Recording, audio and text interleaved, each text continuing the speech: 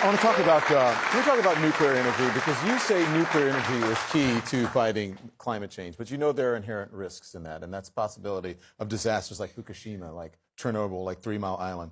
The fact is there are currently no safe ways or permanent ways to dispose of the most dangerous radioactive waste.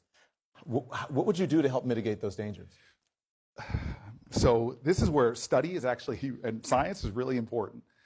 So let's deal with the facts and the data. When I was mayor of the city of Newark, I used to have strong people come with strong opinions, strong emotions. And I used to say, God we trust, but everybody else bring me data. And we need to look at the numbers right now. So my plan says that we need to be at a zero carbon electricity by 2030. That's 10 years from the time that I will win the presidency of the United States of America. And right now, nuclear is more than 50% of our non-carbon causing energy. So people who think that we can get there without nuclear being part of the blend just aren't looking at the facts. But here's something that I want to tell you right now. The disasters from Chernobyl to Japan, trust me, when you live in a community, as New Jersey does, with nuclear plants, and my mom, who lives in Nevada, and all this stuff, all the fights, righteous fights to protect what they plan to do at Yucca Mountain, I'm very aware of these things. And so I decided, you know what? I'm going to double down. I'm going to read everything I can about nuclear. I'm going to visit with nuclear scientists. I'm going to talk to folks. And this is the exciting thing. Next generation nuclear, where the science is going, is, to me, at first, it sounded like science fiction. We're talking about historic plants, but where the science has gone right now is new nuclear actually portends of exciting things where you have no risk of the kind of meltdowns we're seeing, where they eat spent fuel rods.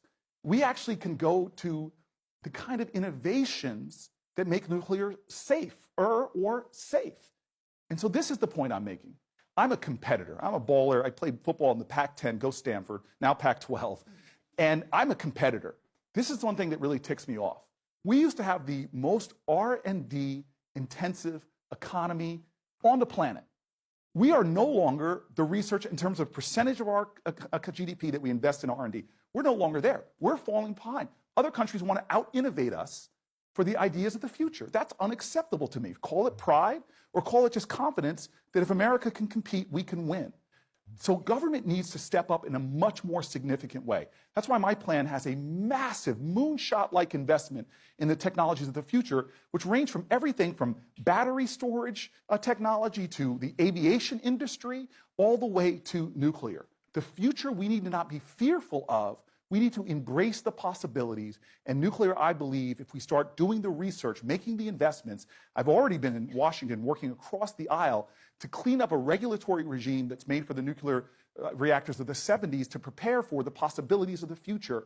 We've got to get people excited about what's there. And we, as a society, as Americans, must make the investment so that we lead humanity to the innovations, to the breakthroughs, to the jobs of the future. And by R&D, you mean research and development.